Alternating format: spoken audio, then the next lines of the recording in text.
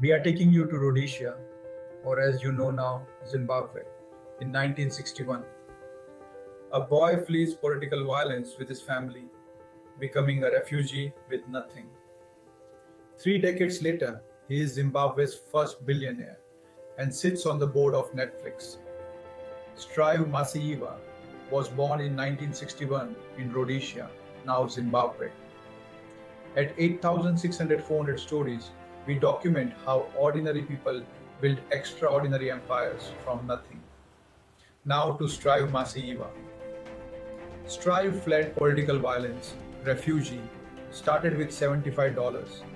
In Rhodesia, now Zimbabwe, circa 1961, families like his weren't supposed to dream about empires.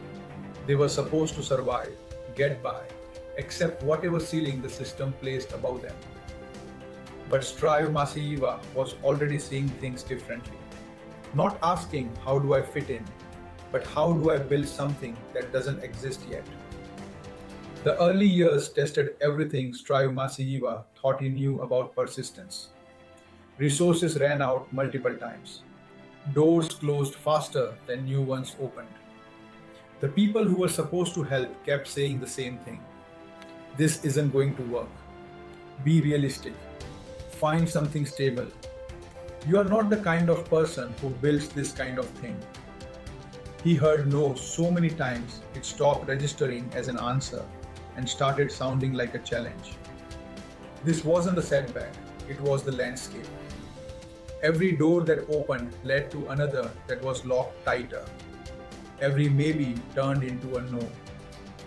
But every rejection revealed something, a gap in his approach, a flaw in the pitch, or sometimes just confirmation that the other person couldn't see what he could see. The struggle wasn't just about money or resources.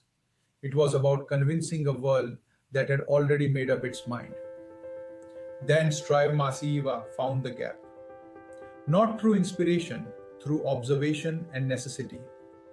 He saw something the market was telling him that competitors couldn't hear because they were too comfortable to listen.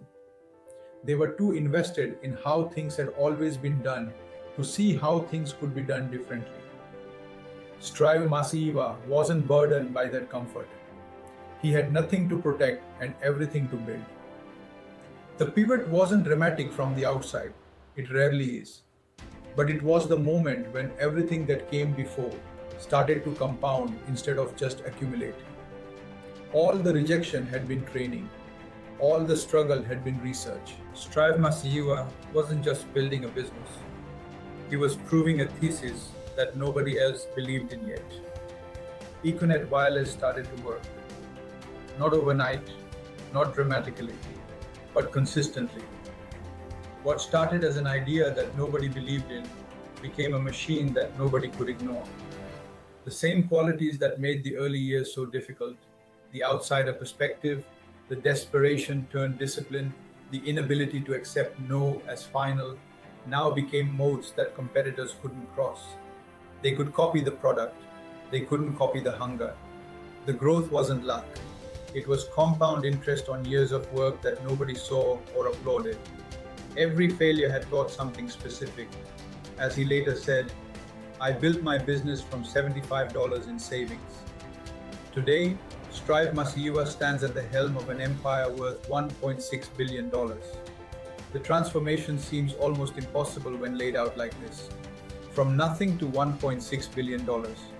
From no resources to resources that could fund nations. But the numbers are just the visible part. The internal change, the moment Strive Masiyiwa decided the ceiling didn't apply, happened long before anyone could see it. That decision, made in obscurity, is what made everything else possible. So what do we learn from the story of Strive Masiyiwa? That starting points don't determine destinations, that the constraints you face can become advantages, that impossible is often just hasn't been done yet. If this story meant something to you, if it gave you even a small piece of what you needed today, subscribe to 86400 Stories. And remember, possibility has no postcode.